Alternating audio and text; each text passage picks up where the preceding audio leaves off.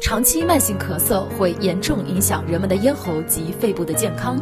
国药华能仪贴哪里能快速缓解咳嗽的痛苦呢？一共取人体3个穴位：大椎、风门、天突。首先正坐低头，颈部最突出点的下方凹陷处就是大椎穴。风门位于人体背部的第2胸椎棘突下，在左右旁开2指宽处。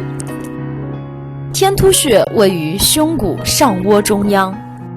大家记住了吗？快快分享给你身边需要的朋友吧。